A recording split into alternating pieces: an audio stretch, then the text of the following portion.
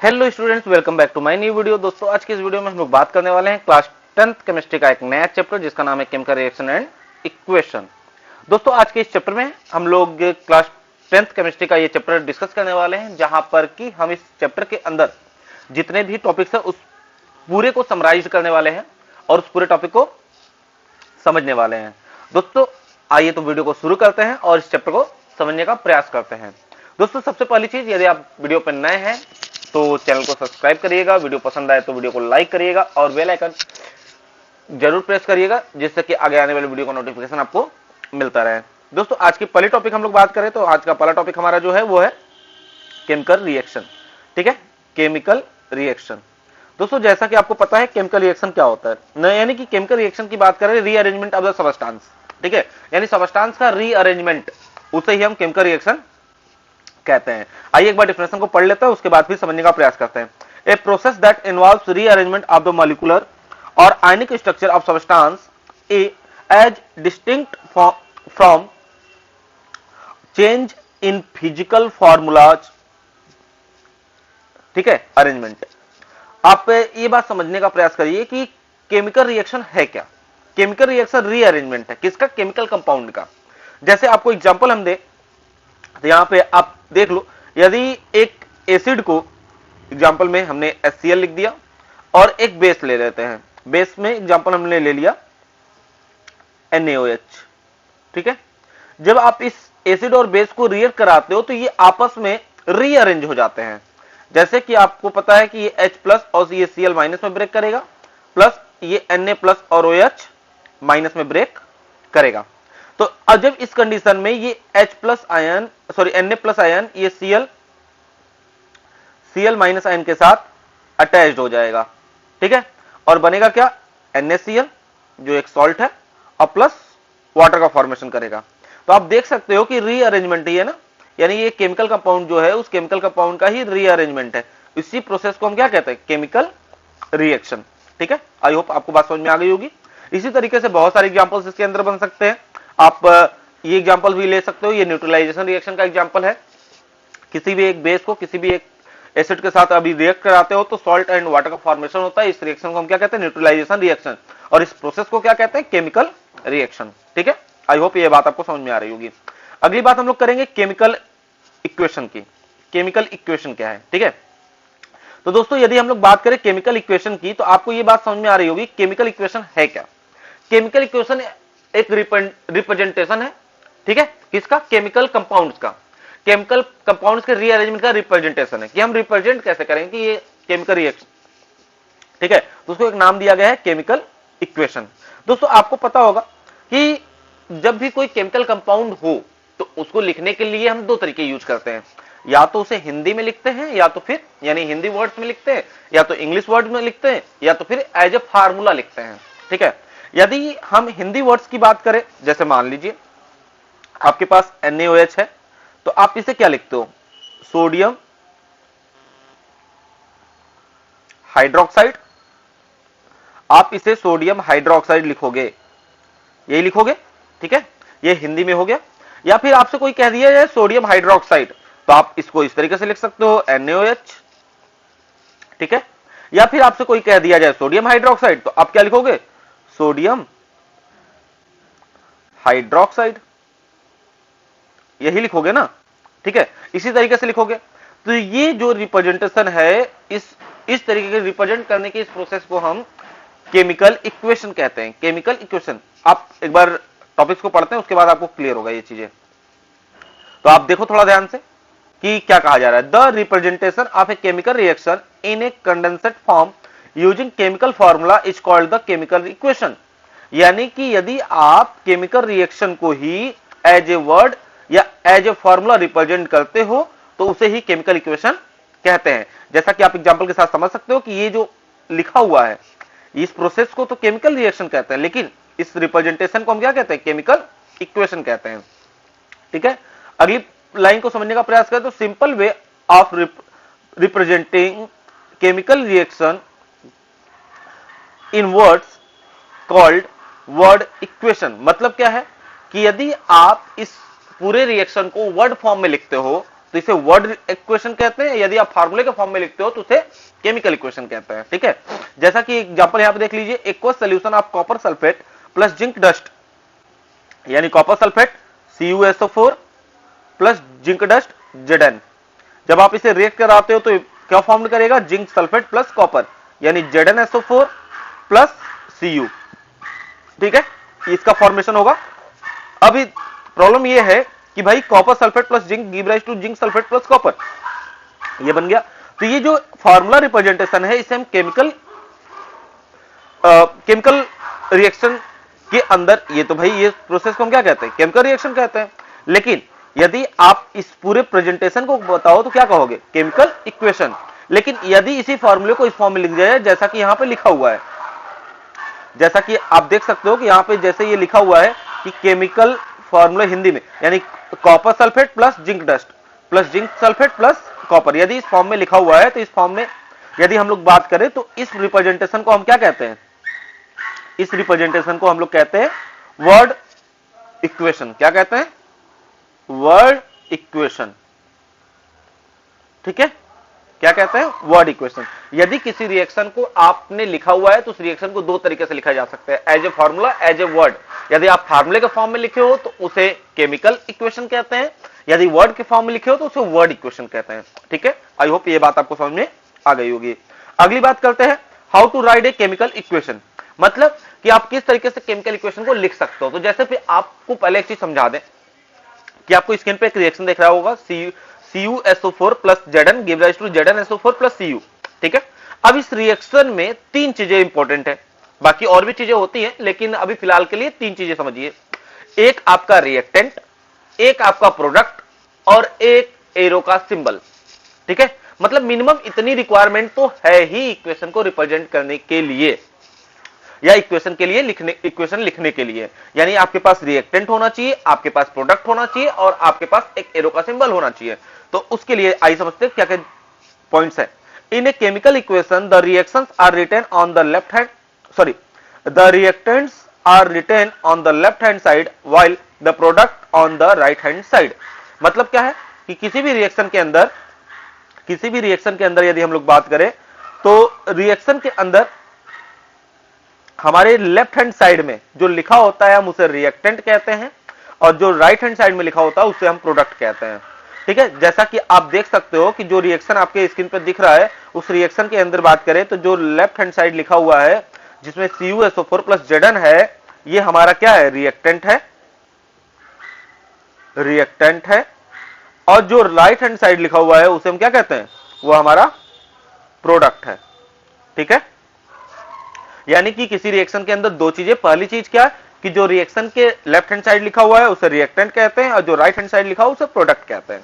ठीक है, अब सेकंड पॉइंट की बात करें, an arrow heading towards the product is drawn in between them. This arrow indicates the directions of the reaction। मतलब इसके बीच में ये जो एरो का सिंबल होता है वो क्या रिप्रेजेंट करता है, तो वो रिप्रेजेंट करता है कि जिस साइड एरो डायरेक्ट कर रहा है, यानी जैसे कि आपका एरो का सिंबल इधर की ओर है, यानी कि ये प्रोडक्ट का फॉर्मेशन हो रहा है, ये हमारा रिएक्टेंट है, यानी इस रिएक्टेंट से हमारा प्रोडक्ट बनेगा, इस रिएक्टेंट से हमारा प्रोडक्ट बनेगा। ये एरो क्या रिप्रेजेंट करता है, एरो उस डायरेक्शन को रिप्रेजेंट करता है जिधर की ओर रिएक्शन हो रहा है। मतलब कि हमारे पास रिएक्टेंट है और रिएक्टेंट से प्रोडक्ट बनने की ओर डायरेक्शन को रिप्रेजेंट करता है। यदि इसी रिएक्शन को आप थोड़ा ध्यान से देखो, यदि ये ऐसे लिखा होता कि इस रिएक्शन को ऐसे यदि हम लिख देते हैं ZnSO4 प्लस कॉपर, हाँ वो अलग बात है कि ये रिएक्शन होगा नहीं, लेकिन आप समझने के लिए बस हम समझाना चाह रहे हैं, copper CuSO4 plus Zn give rise to ZnSO4 plus Cu, यानी कि ये दोनों मिलकर इसका फॉर्मेशन करेंगे। ठीक है, यानी कि इस टाइम में हमारा रिएक्टेंट कौन है, ये रिएक्टेंट है और ये हमारा प्रोडक्ट है। ठीक है, ये एग्जांपल है, केवल आप इतना समझने का प्रयास करो कि ये एग्जांपल है, ये एरो हम समझाने का प्रयास कर रहे हैं कि एरो जिस डायरेक्शन में होगा उसके अकॉर्डिंग ही हम डिसाइड करेंगे कि रिएक्शन किधर से किधर की ओर हो रहा है। ठीक है, आई होप ये बात आपको समझ में आ गई होगी। ठीक है, तो आइए अगले टॉपिक पे चलते हैं और अगले टॉपिक को समझते हैं। अगला पॉइंट क्या है, इफ द रिएक्शंस द और product sorry if the reactants or product are two or more they are linked with the plus sign in between them। मतलब क्या है कि यदि आपके पास रिएक्टेंट जो है वो दो या दो से ज्यादा है, दो या दो से ज्यादा है, तो एक दूसरे को हम लिंक करते हैं प्लस सिंबल से। जैसा कि आप एग्जांपल देख सकते हो कि लिखा हुआ है CuSO4 plus Zn give rise to ZnSO4 plus Cu। ठीक है, हमने ये रिएक्शन लिखा हुआ है। इस रिएक्शन में आप देखो ध्यान से कि CuSO4 प्लस Zn, इन दोनों को ऐड करने के लिए हमने किस चीज का यूज किया? प्लस साइन का। ठीक है, प्लस साइन को यूज किया। तो प्लस साइन को यूज करके ही हमने बताया है कि इस रिएक्शन के अंदर हमारे जो रिएक्टेंट है वह दो से ज्यादा है या दो है। ठीक है, यानी कि रिएक्टेंट में यदि रिएक्टेंट के नंबर्स दो या दो मोर देन टू हो, यानी टू हो या मोर देन टू हो, तो उस कंडीशन में उसे रिप्रेजेंट करने के लिए हम प्लस सिंबल यूज करते हैं। ठीक है, आई होप आपको ये बात समझ में आ गई होगी। आइए अगले टॉपिक पे चलते हैं, अगली पॉइंट को देखते हैं। For examples in the equation A plus sign plus is drawn in between the reactions CuSO4 and Zn। जैसा कि हमने अभी बताया CuSO4 प्लस Zn, यहां पे CuSO4 एंड Zn। ठीक है, एंड यानी यहां पे प्लस होना चाहिए। ठीक है, यानी कि CuSO4 जब एज ए रिएक्शन आप यूज करोगे तो यहां क्या होगा? CuSO4 plus Zn। ठीक है, जैसा कि यहां पे हमने रिप्रेजेंट किया हुआ है। ठीक है, आई होप आपको ये बात समझ में आ रही होगी। देन अगली पॉइंट की बात करते हैं। अगले पॉइंट के the gaseous liquid and solid state are indicated by written the letters G, L and S। ठीक है, यानी कि रिएक्शन के अंदर जब आप रिएक्शन लिखते हो तो आपके रिएक्शन के बाद वहां पे कुछ चीजें लिखी होती हैं। जैसा कि आपको हम समझाने का प्रयास करें तो देखो भाई, जैसे कोई रिएक्शन लिखा हुआ है, ठीक है, यानी कि एक एग्जांपल में लेते हैं। एग्जांपल की बात करें तो जैसे H2 plus O2 give rise to H2O, ये एक रिएक्शन है। अब ये कहां का रिएक्शन है, क्या है, ये बाद में बात करेंगे। अभी फिलहाल समझिए कि ये रिएक्शन है H2 plus O2 give rise to H2O। H2 का फॉर्मेशन हो रहा है। अब इसमें क्या है कि हमारा H2 और O2 मिलने के बाद H2O बनेगा। किस फेज का बनेगा? तो लिक्विड फेज का बनेगा। अब ये हमारा H किस फेज में है? तो गैसियस फेज में है। O किस फेज में है? तो वो भी गैसियस फेज में है। ठीक है, तो ये रिप्रेजेंट करता है, यानी कि यदि आपके पास जो रिएक्टेंट या प्रोडक्ट है उसके नीचे यदि G लिखा हुआ है शॉर्ट में, तो यानी कि वो जो कंपाउंड है वो गैसियस स्टेट में है। यदि L लिखा हुआ है तो यानी वो लिक्विड स्टेट में है, और यदि S लिखा है तो यानी वो सॉलिड स्टेट में है। ठीक है, आई होप आपको इतनी बातें समझ में आ गई होंगी। एग्जाम्पल के तौर पे यहाँ पे लिखा हुआ है कुछ एग्जाम्पल्स, जैसे CuSO4 एक्वस, यानी AQ लिखा हुआ है। AQ का मतलब होता है एक्वस। एक्वस मतलब जली। ठीक है, जिसमें जल की मात्रा हो। हिंदी में बात करें तो जली, जिसमें जल की मात्रा हो। Zn S लिखा है यानी सॉलिड स्टेट में है। ZnSO4 की बात करें वो एक्वस लिखा है यानी उसमें भी जली मात्रा में है। Cu की बात करें वो सॉलिड स्टेट में है। ठीक है, इस तरीके से आप किसी भी रिएक्शन के अंदर किसी भी प्रोडक्ट या रिएक्टेंट को देख के बता सकते हैं कि उसकी फेज क्या है। ठीक है, बात समझ में आ गई? तो आइए आगे चलते हैं। और यदि आप लोगों ने अभी तक वीडियो को लाइक नहीं किया तो वीडियो को लाइक कर दीजिएगा, और चैनल को सब्सक्राइब नहीं किया तो चैनल को सब्सक्राइब भी कर लीजिएगा। तो अगले टॉपिक की ओर चलते हैं, और अगले टॉपिक से पहले यदि आप लोगों को कोई दिक्कत हो तो कमेंट करके जरूर पूछिएगा, बताने का प्रयास किया जाएगा। अब अगली बात करें तो how to balance chemical equation. ठीक है, तो देखो भाई, रिएक्शन बैलेंस करने के बहुत सारे प्रोसीजर हैं। ठीक है, बहुत सारे तरीके हैं, उन तरीकों से आप रिएक्शन को बैलेंस कर सकते हो, लेकिन हम एक सिंपल सा पैटर्न बताने वाले हैं जिसके अंदर कि आप रिएक्शन को बैलेंस कर सकते हो। सबसे पहले देखो, एकदम सिंपल सा कंडीशन ये है कि यदि आपके पास कोई रिएक्शन मिल गया, उसे आप बैलेंस करना चाह रहे हो। ठीक है, आपके 10th स्टैंडर्ड के अंदर यदि हम बात करें तो वो एक तरीका बता रहे हैं जिस तरीके से आप एकदम बहुत ही आसानी से रिएक्शन बैलेंस कर पाओगे। उसमें क्या करना है कि रिएक्टेंट साइड के जितने भी नंबर ऑफ एलिमेंट्स हैं उसको गिन लो, और प्रोडक्ट साइड में जितने भी नंबर ऑफ एलिमेंट्स है उसको गिन लो, और उसको बैलेंस करने का प्रयास करो, हो जाएगा उस तरीके से। ठीक है, लेकिन भाई ऐसे तो काम चलने वाला नहीं है, तो उस कंडीशन में क्या करेंगे? देखो, पहले कुछ पॉइंट्स यहां की बात कर लेते हैं, फिर उसके बाद जनरल वे में बात करेंगे। पहली पॉइंट यदि हम लोग बात करें यहां से, तो देखो भाई, number of atoms of the elements in the reactants in this equation is same as the number of atoms of those elements in the product. Such as equation is called a balance equation. मतलब क्या है? यदि कोई chemical equation है उस chemical equation में reactant side में भी जितने भी एलिमेंट्स हैं और प्रोडक्ट साइड में भी जितने नंबर ऑफ एलिमेंट्स है वो दोनों यदि सेम सेम है तो उस कंडीशन में वो रिएक्शन क्या है, बैलेंस है। जैसे एग्जांपल के लिए बात करें तो आप एग्जांपल देख सकते हो H2 plus O2 give rise to H2O, ठीक है। यदि यहां पे बात करें तो यहां पर H2 कितने मोल्स हैं, H2 का 2 एटम है, यहां पर भी H2 का 2 एटम है, लेकिन यहां पे O2 का 2 एटम है और O का 1 एटम है।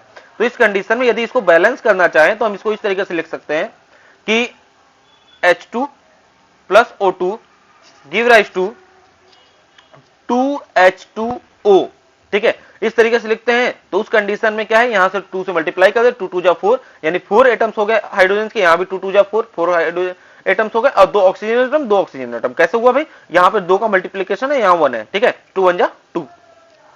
इस तरीके से रिएक्शन बैलेंस हो गया, ठीक है। लेकिन इन द केस मान लीजिए कि आपको ये चीजें नहीं समझ में आ रही है तो उस कंडीशन में क्या करना है, आपको कुछ विशेष प्रश्न नहीं लेना है, आपको बस इतना ध्यान देना है कि रिएक्टेंट साइड में जितना नंबर ऑफ एटम है और प्रोडक्ट साइड में जितने नंबर ऑफ एटम है उन दोनों को आपको बैलेंस कराना है। यदि रिएक्टेंट साइड में 5 है तो प्रोडक्ट साइड में भी आपको 5 कर देने हैं, ठीक है। अब कैसे कर देने हैं वो आपको ये बात समझ में आना चाहिए कि जनरली क्या है, रिएक्शन बैलेंस करने के 2 प्रोसीजर होते हैं। आप जनरली ये कोशिश करो कि वो इंटीजर फॉर्म में हो, ठीक है, यानी नंबर जो हो वो इंटीजर फॉर्म में हो, ठीक है, इंटीजर फॉर्म में हो। इंटीजर फॉर्म में है यदि तो वो ज्यादा बेनिफिशियल होंगे, ठीक है, क्योंकि आप वो रिएक्शन थोड़ा सा आपको आसान लगेगा बैलेंस करने में। लेकिन यदि आप उसे फ्रैक्शनल फॉर्म में कर दोगे तो उस कंडीशन में थोड़ा सा दिक्कत होगा। जैसे इसी रिएक्शन को फ्रैक्शनल फॉर्म में बैलेंस किया जाए, जैसे H2 plus half O2 give rise to H2O। अब 2 ऑक्सीजन एटम थे उसका हाफ कर दिया यानी 1 ऑक्सीजन एटम बचा और हाइड्रोजन के 2 एटम। तो आप देख लो यहां ऑक्सीजन का 1 एटम है और हाइड्रोजन का 2 एटम, यानी बैलेंस है ये, ठीक है। लेकिन इस कंडीशन में आपको बैलेंस करने में थोड़ी सी दिक्कत आएगी, इसलिए हम यही रिकमेंड करेंगे कि आप हमेशा इंटीजर फॉर्म में रिएक्शन बैलेंस करने की प्रयास करो। यदि कोई रिएक्शन आपके पास है जो बैलेंस नहीं हो रहा है तो कमेंट बॉक्स में उसे कमेंट करिए, हम उसे बैलेंस करके रिसेंड करने का प्रयास करेंगे, ठीक है। या फिर कभी जल्द ही हम कोई ऐसा एक लेक्चर लेके आएंगे जिसके अंदर कि हम आपको ये पूरे बहुत सारे एग्जांपल्स के साथ बता पाएंगे किसी रिएक्शन को कैसे बैलेंस किया जा सकता है, ठीक है।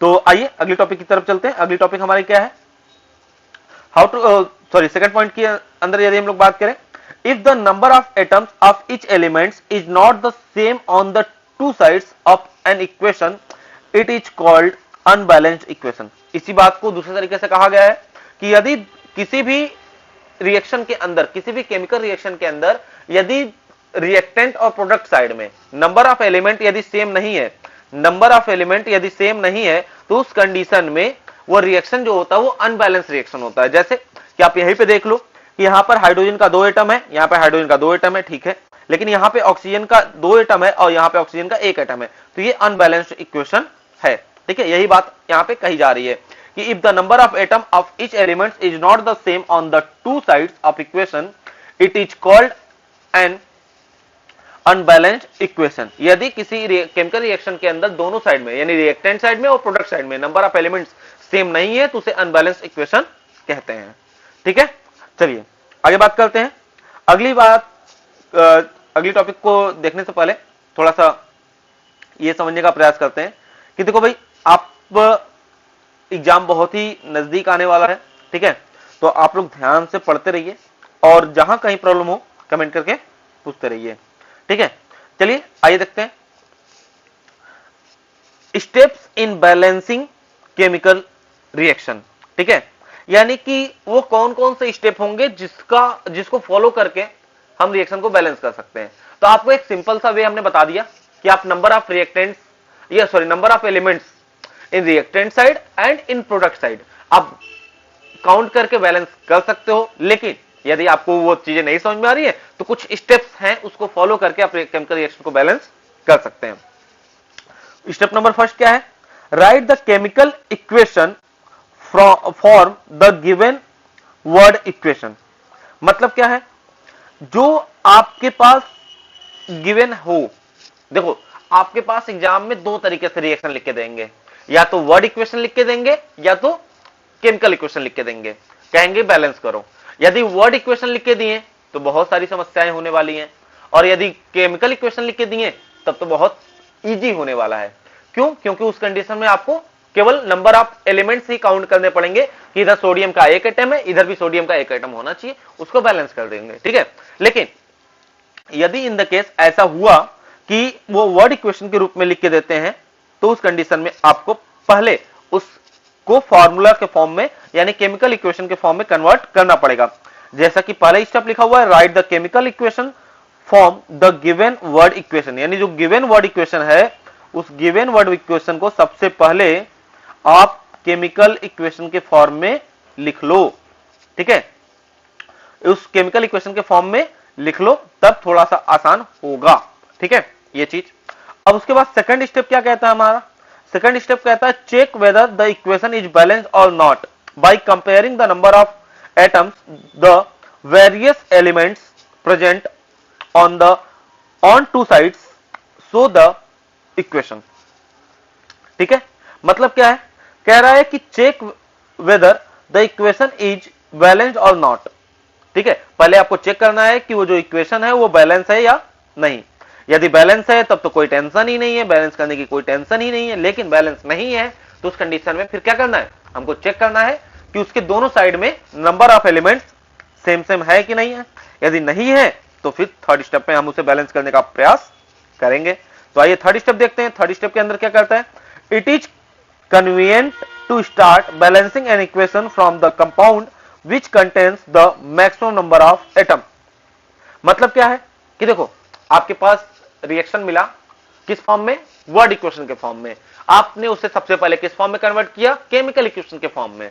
फिर आप उसे देखोगे कि वह रिएक्शन बैलेंस है या अनबैलेंस्ड है। यदि बैलेंस है तब तो अच्छी बात है, वैसे ही चिपका के चले जाओगे, कोई दिक्कत नहीं होगी। लेकिन इन द केस अनबैलेंस्ड है, ठीक है, तो आपको क्या करना पड़ेगा? उस अनबैलेंस्ड इक्वेशन के लिए देखना पड़ेगा कि उस अनबैलेंस्ड इक्वेशन में सबसे ज्यादा नंबर ऑफ एटम कौन सा है, उसके अकॉर्डिंग आप उसे बैलेंस करने का प्रयास करोगे, ठीक है। स्टेप फोर्थ क्या कहता है? Write down the final balance equation again, ठीक है। और उसके बाद जब आप उसे बैलेंस कर लोगे तो उसके बाद फाइनल बैलेंस इक्वेशन को लिख लेना है, वो हमारा आंसर हो जाएगा, ठीक है। यहां तक आपको बातें समझ में आ गई? यदि यहां तक आपको बातें समझ में आ गई तो चलिए चलते हैं नेक्स्ट टॉपिक पर और उसे समझने का, ठीक है। अगली बात करेंगे कॉम्बिनेशन रिएक्शन, यानी टाइप्स ऑफ रिएक्शन के अंदर हम लोग बात करने वाले हैं अब। यानी कि आप तीन चीजें समझ गए, एनसीईआरटी सिलेबस के अकॉर्डिंग एकदम फॉलो हम कर रहे हैं। पहली चीज कि केमिकल रिएक्शन क्या होता है, दूसरी चीज केमिकल इक्वेशन क्या होता है, तीसरी चीज how to balance chemical equation, and चौथी चीज टाइप्स ऑफ केमिकल रिएक्शन, ठीक है। तो यहां पे चौथी बात करने वाले हैं कि केमिकल रिएक्शन क्या होता है, ठीक है। अब केमिकल रिएक्शंस के कितने टाइप्स हैं, तो जिसके अंदर हम लोग पहला एग्जांपल हम लोग बात करेंगे कॉम्बिनेशन रिएक्शन। कॉम्बिनेशन यानी नाम से ही समझ में आ रहा है कंबाइन करना, ठीक है। किसे कंबाइन करना है? रिएक्शन को कंबाइन करना है, यानी कॉम्बिनेशन रिएक्शन। तो रिएक्शन को हम कंबाइन कर देंगे। कंबाइन करने का मतलब क्या है? जोड़ना होता है। जोड़ने का मतलब क्या है कि आपके पास कंफर्म है कि दो या दो से अधिक चीजें होंगी, आप उसे जोड़ दोगे, और जोड़ने के बाद जब दो या दो से अधिक चीजों को जोड़ देते हैं तो क्या बनता है? एक सिंगल चीज, ठीक है, सिंगल प्रोडक्ट बनता है। तो सेम वैसे ही कॉम्बिनेशन रिएक्शन के अंदर भी होने वाला है। जैसे एग्जांपल के तौर पे यदि हम बात करें तो जैसे आपके पास एक खिलौना था, वो टूट गया, तो यानी उसके दो पार्ट्स हो गए। आप उसे पीपी क्यूब से जोड़ दिए, तो जोड़ने के बाद वो कितने फॉर्म में बन गया? एक सिंगल प्रोडक्ट बन गया ना। तो उसी तरीके से हमारा केमिकल रिएक्शन के अंदर भी कॉम्बिनेशन रिएक्शन भी ऐसा ही है कि आपके पास हम दो प्रोडक्ट देंगे, दो रिएक्टेंट देंगे, आप उस दो रिएक्टेंट्स को आपस में कंबाइंड कर दोगे और कंबाइंड करने के बाद एक सिंगल प्रोडक्ट बनाओगे। इस रिएक्शन को हम क्या कहते हैं? Combination reaction. When two or more reactants combine in a reaction to form a single product, it is called combination reaction। जैसा कि यहां पे लिखा हुआ है, आप पढ़ सकते हो, ध्यान से समझ सकते हैं कि when two or more reactants यानी दो या दो से अधिक अभिकारक combine in a reaction to form a single product, कि एक रिएक्शन के अंदर कंबाइन किए जाते हैं और कंबाइन करने के बाद एक सिंगल प्रोडक्ट बनाते हैं, तो उस रिएक्शन को हम क्या कहते हैं? Combination reaction. जैसा कि यहां पे एग्जांपल भी है, आप इस एग्जांपल के अकॉर्डिंग समझ सकते हो कि NH3 plus HCl give rise to NH4Cl, यानी इस रिएक्शन को हम लिखने का प्रयास करें तो ये लिखा हुआ है NH3 plus HCl give rise to NH4Cl, ठीक है। अब इसके नेम की बात कर ले तो जैसा लिखा हुआ है कि ये अमोनिया है, ये हाइड्रोक्लोरिक एसिड है, हाइड्रोजन क्लोराइड है, ठीक है, और ये अमोनियम क्लोराइड है, ठीक है। अब इन दोनों को जब रिएक्ट कराया गया तो रिएक्ट करने के बाद ये दो प्रोडक्ट थे, दो रिएक्टेंट थे, दोनों रिएक्टेंट कंबाइन होने के बाद एक सिंगल प्रोडक्ट का निर्माण करते हैं। तो इस टाइप के रिएक्शन को हम क्या कहते हैं? Combination reaction. इसके अलावा और भी एग्जांपल देख सकते हो, जैसा कि हमने इससे पहले दिया है H2 + O2 give rise to CO2, sorry H2O। इसके अलावा और भी एग्जांपल है C + O2 give rise to CO2, ठीक है। इसके अलावा और भी एग्जांपल्स हैं, इसके अलावा एग्जांपल लेते हैं तो उसमें बन जाएगा क्या, हाँ सॉरी ये एग्जांपल्स नहीं बनेंगे यहाँ पे। इसके अलावा और भी एग्जांपल्स ले सकते हैं, जैसे कि आपके पास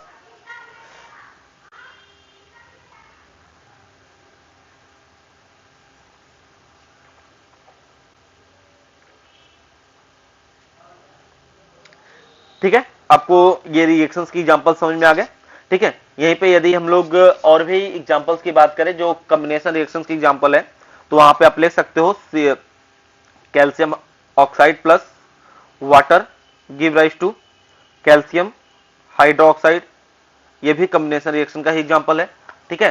तो अब ये चीज समझ में आ गई होगी कॉम्बिनेशन रिएक्शन क्या होता है, कि कॉम्बिनेशन रिएक्शन के अंदर हम दो या दो से अधिक प्रोडक्ट को कंबाइन करके, सॉरी दो या दो से अधिक रिएक्टेंट को कंबाइन करके एक सिंगल प्रोडक्ट में कन्वर्ट करने का प्रयास करते हैं या सिंगल प्रोडक्ट में कन्वर्ट कर देते हैं, ठीक है। इस रिएक्शन को हम क्या कहते हैं? कॉम्बिनेशन रिएक्शन, ठीक है। आई होप आपको ये बात समझ में आ गई होगी। तो आइए चलते हैं अगले टॉपिक पे, यानी अगले टाइप्स ऑफ रिएक्शन को समझने का प्रयास करते हैं। और अगला टाइप ऑफ रिएक्शन जो हमारा है वो है डीकंपोजिशन रिएक्शन। अभी हम लोग क्या कर रहे थे? हम लोग दो चीजों को जोड़कर एक सिंगल प्रोडक्ट बना रहे थे। अब हम लोग क्या करेंगे? एक सिंगल रिएक्टेंट को तोड़कर दो प्रोडक्ट बनाएंगे, यानी एक सिंगल प्रोडक्ट को, रिएक्टेंट को तोड़ेंगे और उसके अंदर से दो चीजें निकलेंगी, ठीक है। कभी कभी दो से ज्यादा भी निकल सकती हैं, अभी फिलहाल के लिए हम लोग बात करेंगे दो चीजें निकलेंगी, ठीक है। इस रिएक्शन को हम क्या कहते हैं? Decomposition reaction. डीकंपोजिशन जैसा कि कंपोजिशन है, कंपोजिशन का जस्ट अपोजिट डीकंपोजिशन रिएक्शन, यानी हिंदी में कहें तो इसे वियोजन अभिक्रिया कहते हैं, विघटन अभिक्रिया कहते हैं, अपघटन अभिक्रिया कहते हैं। इन तीनों नामों से इसको जाना जाता है। जनरली सबसे ज्यादा फेमस जो है वो है वियोजन अभिक्रिया, तो हम यहाँ पे लिख दे रहे हैं वियोजन अभिक्रिया, ठीक है, वियोजन अभिक्रिया, इस नाम से इसको जनरली जाना जाता है। The chemical reaction in which two or more products are formed from a single reactant is called decomposition reaction. मतलब क्या है कि the chemical reaction in which two or more products, मतलब कि वह केमिकल रिएक्शन जिससे दो या दो से अधिक प्रोडक्ट्स का फॉर्मेशन होता है एक सिंगल रिएक्टेंट से, ऐसे रिएक्शन को हम क्या कहते हैं? Decomposition reaction. यानी एक ऐसी अभिक्रिया जिसमें दो या दो से अधिक उत्पाद का निर्माण होता है एक सिंगल, यानी एक एकल अभिकारक से, तो उस प्रकार के अभिक्रिया को हम वियोजन अभिक्रिया कहते हैं या डीकंपोजिशन रिएक्शन कहते हैं, ठीक है। जैसा कि एग्जांपल आप देख सकते हो, CaCO3 सॉलिड स्टेट में है, give rise to CaO + CO2, ठीक है। आपको ये पता है कि CaCO3 यानी कैल्शियम कार्बोनेट कहते हैं इसे, CaCO3 calcium carbonate give rise to calcium oxide plus carbon dioxide, ठीक है। ये फॉर्मेशन है। आप यहां पे देख लो, यहां पे आपके पास जो रिएक्टेंट है वो सिंगल है, ये सिंगल रिएक्टेंट है और सिंगल रिएक्टेंट दो प्रोडक्ट में कन्वर्ट हो गया, इसे ही डीकंपोजिशन रिएक्शन कहते हैं। इसके अलावा एक दूसरा एग्जांपल ले सकते हो आप कैल्शियम हाइड्रोक्साइड का। कैल्शियम हाइड्रोक्साइड को जब आप इसे ब्रेक करोगे तो कैल्शियम ऑक्साइड बनेगा प्लस वाटर का फॉर्मेशन होगा, ठीक है। ये एग्जांपल हो सकता है। इसके अलावा एग्जांपल लेंगे तो HI ले लो, ठीक है, हाइड्रोजन आयोडाइड, इसको आप ब्रेक करोगे तो I2 + H2 में 2 ब्रेक हो जाएगा, यानी ये भी डीकंपोजिशन रिएक्शन का एग्जांपल है, ठीक है। ऐसे तो ये रिवर्सिबल रिएक्शन का एग्जांपल बेटर है, लेकिन फिलहाल तो वो यहाँ पर भी क्लियर है, ठीक है। आपको ये बातें समझ में आ रही होंगी, ठीक है। तो आइए चलते हैं अगले टॉपिक के अंदर, जहां पे हम लोग पढ़ेंगे डिस्प्लेसमेंट रिएक्शन, ठीक है। चलिए आइए देखते हैं कि डिस्प्लेसमेंट रिएक्शन क्या होता है। सबसे पहली चीज कि डिस्प्लेसमेंट रिएक्शन, आइए इसकी डिफिनेशन को समझने का प्रयास करते हैं, उसके अकॉर्डिंग ही बात कर पाएंगे कि डिस्प्लेसमेंट रिएक्शन क्या होता है। देखिए डिस्प्लेसमेंट रिएक्शन क्या है? डिस्प्लेसमेंट मतलब कि आपको पता है कि प्लेसमेंट होने का मतलब क्या है? प्लेस होना यानी उस जगह पर उपस्थित होना, और डिस्प्लेस का मतलब क्या है? जहां पर हो वहां से हटा के कहीं और रख देना। जैसे कि आप एग्जांपल से समझो कि आपका स्टडी रूम है, आपके स्टडी रूम में आप पढ़ते हो, ठीक है, वहां पर आपने अपनी सुविधा अनुसार कोई बुक रखी हुई है, तो आप जब उसको खोजने जाओगे तो वहीं से खोजोगे। लेकिन इन द केस उसको डिस्प्लेस कर दिया जाए, उस जगह से हटा के कहीं और रख दिया जाए, तो उस कंडीशन में थोड़ी सी प्रॉब्लम होगी। तो सेम वैसा ही है कि यहां पर भी जो रिएक्टेंट हमारे पास है, उस रिएक्टेंट में जो चीज जहां है उसको उस जगह से हटा के डिस्प्लेस कर दिया गया है, ठीक है। तो आइए समझते हैं displacement reaction. The reaction in which the place of the ion of a less reactive elements in the compound is taken by another more reactive elements by formation of its own ions is called displacement reaction। मतलब क्या है कि एक reaction जिसमें कि उसके ions को हम रिप्लेस करेंगे, उसमें किस कंडीशन के अकॉर्डिंग कि जो कम रिएक्टिव होगा, जो लेस रिएक्टिव होगा, उसको हायर रिएक्टिव आयन से रिप्लेस कर दिया जाएगा, ठीक है। जैसा कि आप एग्जांपल देखो, एग्जांपल आप देखो समझ में आ जाएगा। जैसे कि यहां पे लिखा हुआ है Fe plus CuSO4 give rise to FeSO4 plus Cu, ये लिखा हुआ है, यानी iron plus copper sulphate give rise to ferrous sulphate plus copper, ठीक है। अब इस कंडीशन में सबसे पहली चीज तो यानी Fe ने कॉपर को रिप्लेस किया, ठीक है, यानी उसकी स्थान को रिप्लेस कर दिया कि भाई तुम जाओ हम आएंगे तुम्हारी जगह, ठीक है। अब इस में बात ये क्लियर है कि जाहिर सी बात है इसने इसकी पोजीशन को रिप्लेस किया, यानी Fe ने Cu की पोजीशन को रिप्लेस किया, यानी कंफर्म है कि आपका जो Fe है वो Cu से ज्यादा रिएक्टिव है, यानी कि Fe का रिएक्टिविटी ऑर्डर Cu से ज्यादा है, ठीक है। यानी कि जो ज्यादा रिएक्टिव होगा वो अपने से कम रिएक्टिव वाले को डिस्प्लेस कर देगा, ठीक है, सिंपल सी बात है। यदि आप इस रिएक्शन को ऐसे कराना चाहो कि FeSO4 plus Cu give rise to CuSO4 plus Fe, क्या ये रिएक्शन होगा? नहीं, ये रिएक्शन ही नहीं होगा। क्यों? क्योंकि जो कॉपर है वो Fe से कम रिएक्टिव है, तो उस कंडीशन में ये रिएक्शन पॉसिबल ही नहीं है, ठीक है। तो आप ये समझने का प्रयास करिए कि जो अधिक रिएक्टिव होगा वह अपने से कम रिएक्टिव एलिमेंट्स या आयंस को उसकी पोजीशन से रिप्लेस कर देगा और उसकी पोजीशन को एब्जॉर्ब कर लेगा, यानी उसके पोजीशन को कब्जा कर लेगा। आप इस तरीके से समझ सकते हो कि जो क्लास में ज्यादा ताकतवर होगा वह क्लास के फर्स्ट बेंच पर कब्जा कर लेता है, चाहे कोई भी बैठा हो, ठीक है। ठीक इस तरीके से ही है। अब रही बात कि सर इस रिएक्शन में तो आपने समझा दिया कि आपने बता दिया कि Fe जो है वो अधिक रिएक्टिव है, इसलिए हमने उसको चलिए भाई लिख लिया, ठीक है। लेकिन अब बात यह आती है कि सर हमको पूरे रिएक्शन के अंदर कैसे पता चलेगा कि कौन सा अधिक रिएक्टिव है या फिर कौन सा कम रिएक्टिव है? तो उसके लिए परेशान नहीं होना, एक सीरीज है जो वीडियो के सबसे लास्ट में मिलेगा, उसके अकॉर्डिंग आपको पता चल जाएगा कि कौन अधिक रिएक्टिव है और कौन कम रिएक्टिव है। उस पूरे सीरीज में आपको रिएक्टिविटी ऑर्डर दी जाएगी जो कि सबसे लास्ट पेज पे है, यानी कि वीडियो कंप्लीट होने के बाद सबसे लास्ट पेज पे मिलेगा, ठीक है। तो आप लोग वीडियो को पूरा देखिएगा, लास्ट में आपको वो सीरीज भी मिल जाएगी जिसके अकॉर्डिंग आप ये पता लगा पाओगे कि कौन सबसे ज्यादा रिएक्टिव है और कौन सबसे कम रिएक्टिव है। उसके अकॉर्डिंग फिर आपको डिस्प्लेसमेंट रिएक्शन में प्रॉब्लम भी नहीं आएगी, ठीक है। तो आइए अगली टॉपिक को देखते हैं, double displacement reaction. Double displacement reaction क्या होता है? जैसा कि आपको पता है अभी हम लोगों ने डिस्प्लेसमेंट रिएक्शन की बात की, यानी कि एक लोग था, एक आयन था जो दूसरे आयन को उसकी पोजीशन से डिस्प्लेस कर रहा था, ठीक है, तो उसे हमने पढ़ लिया डिस्प्लेसमेंट के अंदर। यदि डबल डिस्प्लेसमेंट की बात आ जाए, यानी दो आयंस होंगे जो एक दूसरे के पोजीशन को रिप्लेस कर देंगे, ठीक है, एक आयंस दूसरे आयंस दोनों एक दूसरे के पोजीशन को रिप्लेस कर दें, ठीक है, या एक दूसरे के पोजीशन से इंटरचेंज कर लें, तो इस रिएक्शन को हम क्या कहते हैं? Double displacement reaction. The reaction in which the ions in the reactants are exchanged to form a reparticipated are called double displacement reaction, ठीक है। मतलब क्या है कि आपके पास कोई रिएक्शन है, उस रिएक्शन के अंदर वह रिएक्शन जो है, उस रिएक्शन के जो मॉलिक्यूल्स हैं, सॉरी जो आयंस हैं, वो आयंस अपने पोजीशन को इंटरचेंज कर लेते हैं, तो इस टाइप के रिएक्शन को हम क्या कहते हैं? Double displacement reaction. एग्जांपल के तौर पे आप समझने का प्रयास करो। जैसे यहां पर सिल्वर नाइट्रेट है AgNO3 plus NaCl give rise to AgCl plus NaNO3। ठीक है, जैसा कि आपको पता है इसको जब आप ब्रेक करोगे तो ये Ag plus plus NO3 minus में टूटेगा, ये Na प्लस और Cl माइनस में ब्रेक करेगा, तो इसका पॉजिटिव चार्ज इसके नेगेटिव चार्ज के साथ, इसका नेगेटिव चार्ज इसके पॉजिटिव चार्ज के साथ कंबाइंड हो जाता है, यानी इन दोनों ने एक दूसरे के चार्जेस के पोजीशंस को इंटरचेंज कर दिया। तो इस टाइप के रिएक्शन को हम क्या कहते हैं, डबल डिस्प्लेसमेंट रिएक्शन। जैसा कि आप देख सकते हो यहां चेंज होने के बाद AgCl बन गया, यानी AgCl का फॉर्मेशन हो गया, और ये NaNO3 यानी सोडियम नाइट्रेट बन गया NaNO3। ठीक है, इस तरीके से फॉर्मेशन, इस टाइप के रिएक्शन को हम क्या कहते हैं, डबल डिस्प्लेसमेंट रिएक्शन कहते हैं। ठीक है, आई होप आपको ये बात समझ में आ गई होगी। नहीं समझ में आ रही है तो एक एग्जांपल और दे देते हैं, उससे समझने का प्रयास करेंगे हम लोग।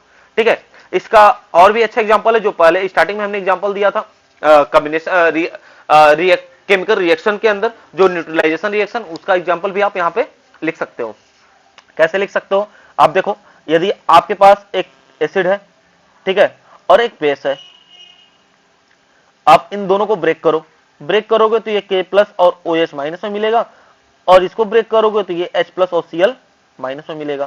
तो इसका माइनस इसके प्लस के साथ और इसका माइनस इसके प्लस के साथ कंबाइंड हो जाएगा, तो बनेगा क्या, KCl प्लस H2O।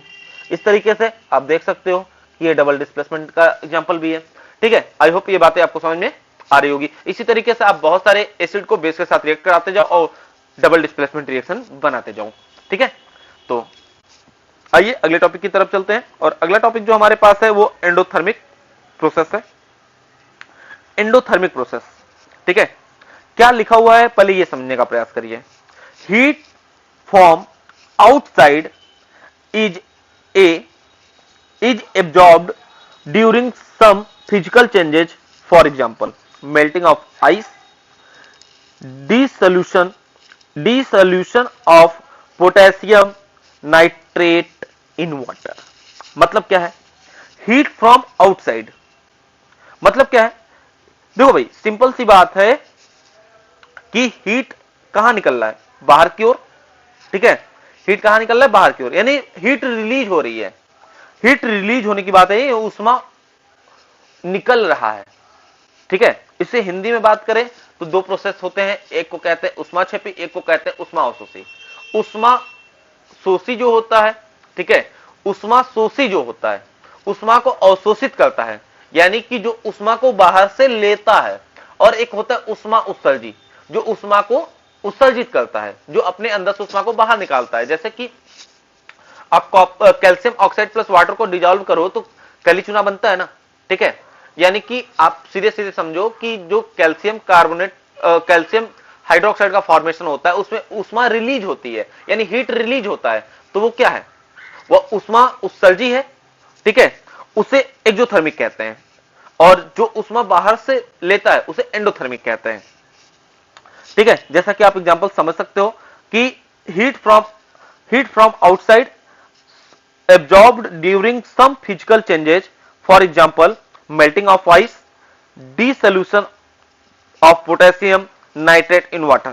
ठीक है, जब आप आइस को मेल्ट करते हो, जब आइस मेल्ट होती है तो उष्मा रिलीज करती है। ठीक है, उष्मा रिलीज करती है, तो उस प्रोसेस को हम क्या कहते हैं, एंडोथर्मिक प्रोसेस। इसके अलावा कुछ और एग्जांपल ले सकते हैं, जैसा कि CaSO4 plus heat give rise to CaO plus CO2 give, ये एंडोथर्मिक रिएक्शन है। ठीक है, यानी कि इसमें क्या होगा, देखो भाई सिंपल सी बात है, ये उष्मा रिलीज करेगा।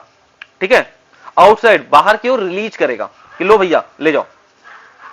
कैल्शियम कार्बोनेट प्लस हीट, ये दोनों जब मिलते हैं, ठीक है, तो उस कंडीशन में calcium oxide plus carbon dioxide का फॉर्मेशन होता है। इस प्रोसेस की बात हो रही है, इसे एंडोथर्मिक कहते हैं। आप इसको दूसरे तरीके से समझ सकते हो कि आप हिंदी में समझो भाई, देखो ध्यान से समझने का प्रयास करो कि इसमें दो चीजें हैं, एक उष्माक्षेपी, एक उष्मा शोषी। उष्माक्षेपी जो होता है और उष्मा शोषी क्या होता है, तो उष्मा शोषी की बात करें, उष्मा शोषी रिएक्शन की बात करें, उष्मा शोषी अभिक्रिया, उष्मा शोषी अभिक्रिया, ठीक है। उष्मा शोषी अभिक्रिया, उष्मा को जो अवशोषित करता है, यानी जो बाहर की उष्मा को एब्जॉर्ब करता है, उसे क्या कहते हैं, उष्मा शोषी अभिक्रिया। और जो अपने मतलब कि जो रिएक्शन के दौरान उष्मा को रिलीज करता है, उसमें क्या कहते हैं, उष्मा उत्सर्जी अभिक्रिया, ठीक है। तो ये दो प्रोसेस है, इससे एक को एंडोथर्मिक कहते हैं, एक को एक्सोथर्मिक कहते हैं, ठीक है। आई होप ये बातें आपको समझ में आ रही होगी। जैसा कि आपने एक्सोथर्मिक में आप एग्जांपल देखो, एक्सोथर्मिक प्रोसेस के अंदर एग्जांपल देखो, तो CaO प्लस वाटर ये जो फॉर्म्ड हो रहा है, तो ये कैल्शियम हाइड्रोक्साइड फॉर्म्ड कर रहे हैं और हीट को रिलीज कर रहा है, क्योंकि आपको हमने बताया ना कली चूना, यही है, ये एग्जांपल कली चूना का है, ठीक है। ये वो है एक्सोथर्मिक रिएक्शन जहां पे उष्मा रिलीज होती है, तो इसमें क्या कहते हैं, उष्मा उत्सर्जी अभिक्रिया। और इसे क्या कहते हैं, एंडोथर्मिक। एंडोथर्मिक को क्या कहते हैं, उष्मा शोषी अभिक्रिया, जिसमें उष्मा की रिक्वायरमेंट होती है, उष्मा हमें चाहिए। और एक्सोथर्मिक में क्या होता है, उष्मा हम रिलीज करेंगे, लो भैया हमारे पास बहुत है, ठीक है, उस कंडीशन में इसे हम क्या कहते हैं, उष्मा उत्सर्जी, उष्मा उत्सर्जी, ठीक है, उष्मा उत्सर्जी अभिक्रिया। आई होप आपको ये बात समझ में आ रही होगी। दो चीजें हैं आपके पास, एक एंडोथर्मिक और एक एक्सोथर्मिक। एंडोथर्मिक में क्या होता है, उष्मा अवशोषित होती है, एक्सोथर्मिक में क्या होता है, उष्मा रिलीज होती है, किलो भैया ले जाओ, ठीक है। जैसा कि दोनों के एग्जांपल्स आपके सामने हैं, एक में हमने बताया CaO plus H2 give rise to CaOH का वोल्टेज प्लस हीट, यानी कि जो कैल्शियम हाइड्रोक्साइड प्लस वाटर। जैसा कि आप लोगों ने कभी देखा होगा, यदि आपके घर पे चूना होता है, तो उस कंडीशन में जब चूने को पहले लाके पानी में भिगोया जाता है, और पानी में भिगोया जाता है, आप देखोगे कुछ टाइम बाद उस चूने से बुलबुले निकलते हैं। बुलबुले निकलने का मतलब लाइक जैसे दाल उबलता है ना, या फिर आपने देखा सब्जी उबलते हुए, यानी कि जब आप कोई सब्जी बनाते हो, तो सब्जी जब पकता है तो उसमें से बुलबुला आता है ना, नीचे से बबल्स आते हैं, ठीक है। सेम वैसा ही बबल्स, जैसे कि उसमें से हीट निकल रहा हो, ठीक वैसे ही बबल्स आपके calcium hydroxide, calcium oxide plus water के फॉर्मेशन के दौरान भी आते हैं, जब वो कैल्शियम हाइड्रोक्साइड में कन्वर्ट होता है, ठीक है। तो इस प्रोसेस को एंडोथर्मिक एंड एक्सोथर्मिक प्रोसेस कहते हैं, ठीक है। आई होप ये बातें आपको समझ में आ गई होंगी। चलिए तो आइए चलते हैं अगले टॉपिक की तरफ। अब अगली टॉपिक हम लोग बात करेंगे कैटलिस्ट, ठीक है। कैटलिस्ट यानी, कैटलिस्ट मतलब क्या होता है, कैटलिस्ट को हिंदी में कहते हैं उत्प्रेरक, उत्प्रेरक। अब बात यह आती है कि उत्प्रेरक क्या होता है। जैसा कि एक चीज समझो आप ध्यान से, कभी कभी आपके लाइफ में कोई ऐसा बंदा या कोई ऐसा इंसिडेंट हुआ होगा जिसकी वजह से आप उत्प्रेरित हुए होंगे। जैसे सपोज दैट कि एक एग्जांपल समझते हैं, जैसे कि हम लोग कभी बचपन में स्कूल में थे, और स्कूल में हम 26 जनवरी या 15 अगस्त के दिन कोई हमारे स्कूल में आता है, वो या तो कोई डॉक्टर होता है, कोई इंजीनियर होता है, या फिर कोई जज होता है, या फिर कोई सिविल सर्वेंट होता है। तो उस कंडीशन में जब हम उसको देखते हैं तो हमारे मन में भी इच्छा होती है कि हम इसके ही जैसे बनेंगे, यानी हमको भी डॉक्टर बनना है, हमको भी इंजीनियर बनना है, या फिर हमको भी सिविल सर्विस में जाना है। इस तरीके की बातों को हम सोचते हैं, लेकिन हम किसके कारण सोच रहे हैं, ठीक है, यानी किसके कारण, तो भाई उस व्यक्ति के कारण जो बन के आया हुआ है, ठीक है, यानी उसके कारण हम उत्प्रेरित हुए, उसके कारण हम एक्साइट हो गए कि हमको यहां जाना है, ठीक है। उसी तरीके से रिएक्शन के अंदर जो रिएक्शन के प्रोसेस को तेज कर देता है, ठीक है, उसे कैटलिस्ट कहते हैं। यानी कि किसी रिएक्शन प्रोसेस में किसी रिएक्शन के प्रोसेस को बढ़ा देना, ठीक है, यानी कि कोई रिएक्शन है वो जनरली धीरे धीरे हो रहा है, उस रिएक्शन को तेज यदि करा दिया जाए तो उस कंडीशन में उसे कैटलिस्ट कहते हैं। अब एग्जांपल समझाते हैं। सपोज करो कि दो दोस्त हैं, ठीक है, दो मतलब कि दो एक ही स्कूल के दो बच्चे हैं, वो आपस में लड़ रहे हैं, ठीक है, वो दूर से ही लड़ रहे हैं, मतलब कि अभी शुरू हो रही है कि भाई तुमने हमको ये कह दिया, वो कह दिया, ये सब कह रहे हैं, ठीक है। अब इन द केस उसमें से एक का दोस्त आ जाए, वो बस इतना कह दे, क्या कह दे कि मान लो कि वो सुरेश का दोस्त है, सुरेश और रमेश दो लोग लड़ रहे हैं, और सुरेश का दोस्त है, वो सुरेश से कह दे अरे रमेश को मारो, जो होगा देखा जाएगा, ठीक है। सुरेश मारना शुरू कर दिया। अब सुरेश जैसे ही मारना शुरू कर दिया, वो रिएक्शन जो स्लो हो रही थी अब वो फास्ट हो गई, यानी वहां पर जो सुरेश का दोस्त है वो एज ए कैटलिस्ट आया, रिएक्शन को बढ़ाया और रिएक्शन को बढ़ा के चला गया।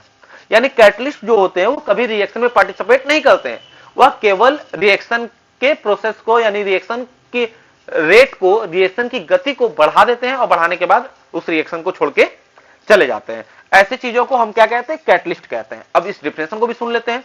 The substance in those presence the rate of chemical reaction change without can using any chemical changes to it. मतलब क्या है कि बिना किसी केमिकल चेंज के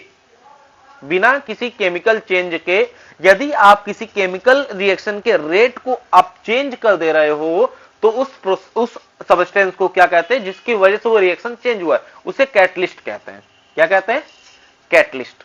अब सबसे पहली चीज आप ये भी समझ लो कि कैटलिस्ट कई टाइप्स के होते हैं, ठीक है। कुछ कैटलिस्ट ऐसे होते हैं जो रिएक्शन रेट ऑफ रिएक्शन को इंक्रीज करते हैं, यानी बढ़ाते हैं, यानी अभिक्रिया को तेज कर देते हैं। और कुछ कैटलिस्ट ऐसे होते हैं जो अभिक्रिया की गति को स्लो कर देते हैं, यानी रेट ऑफ रिएक्शन को डिक्रीज कर देते हैं।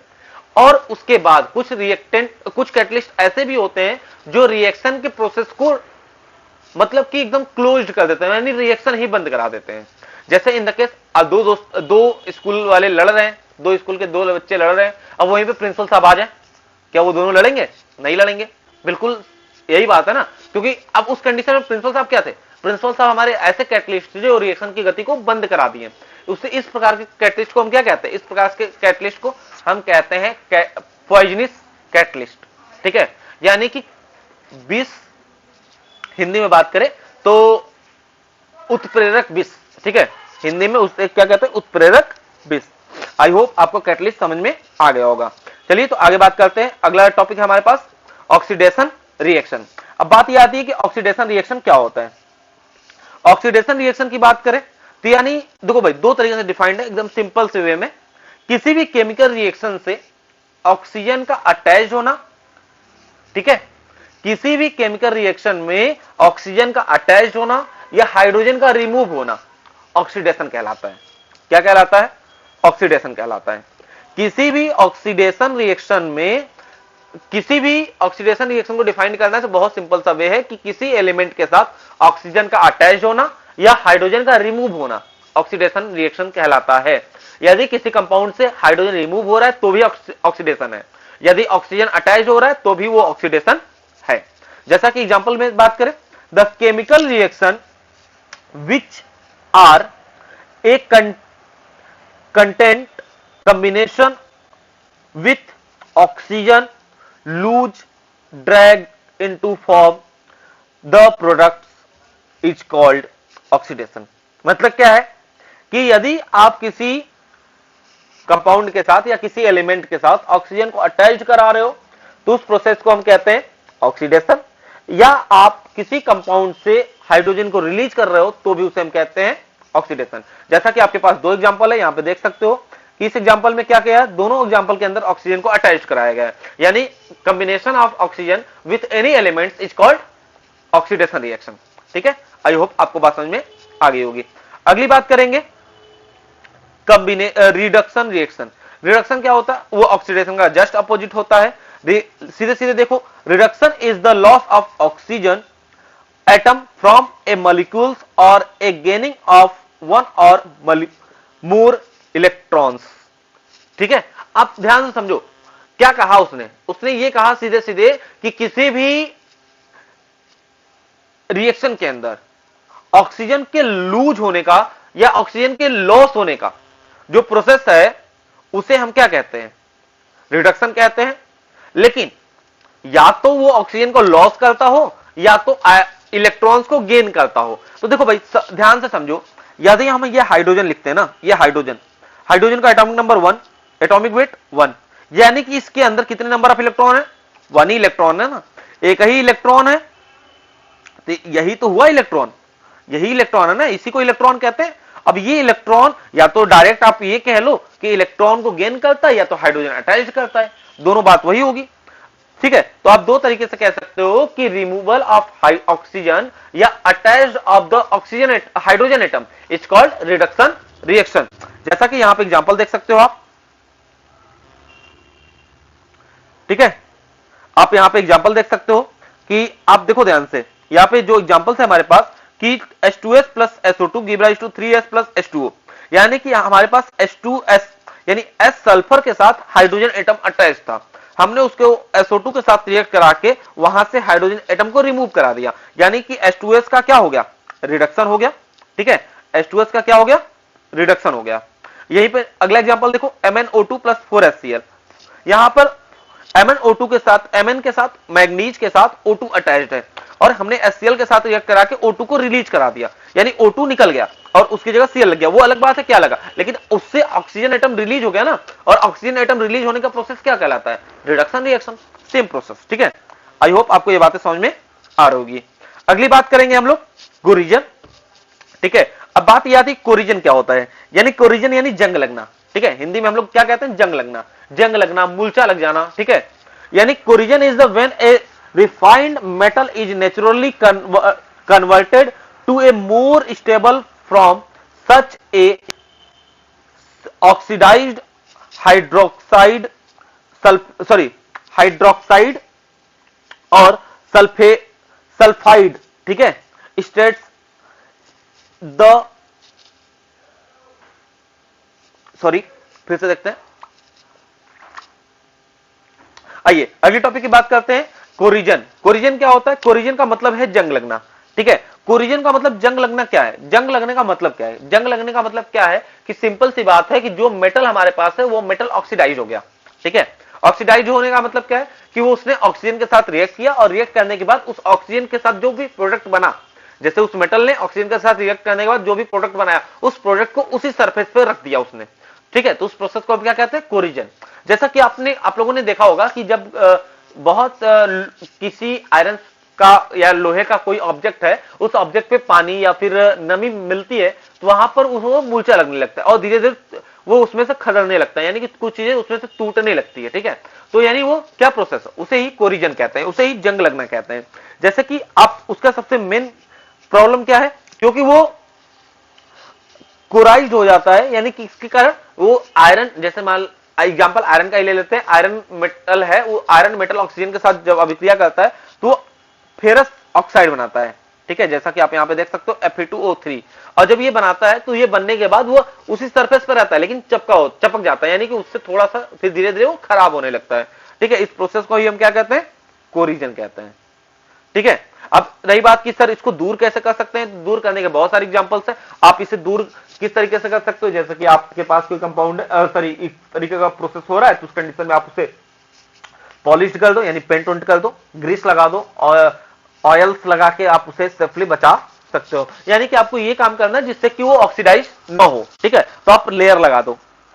ठीक, उस कंडीशन में लेयर किस चीज के हो सकते हैं, हो सकता है वो डाइंस के हो सकते हैं, यानी पेंट्स के हो सकते हैं, ग्रीस के हो सकते हैं, ऑयल्स के हो सकते हैं, या हो सकता है कि आप ऐसे किसी एलिमेंट्स की लेयर्स को उसके ऊपर कोडेड कर दो जिसकी वजह से जिसका कोरिजन ही नहीं होता है। ठीक है, जैसे कि एल्यूमिनियम कोराइज नहीं होता है। ठीक है, उस तरीके के एलिमेंट्स को आप यूज कर सकते हो जिससे कि आपका जो ऑब्जेक्ट है वो ज्यादा दिनों तक सेफली रह पाएगा। अगली बात करते हैं रेंसिडिटी।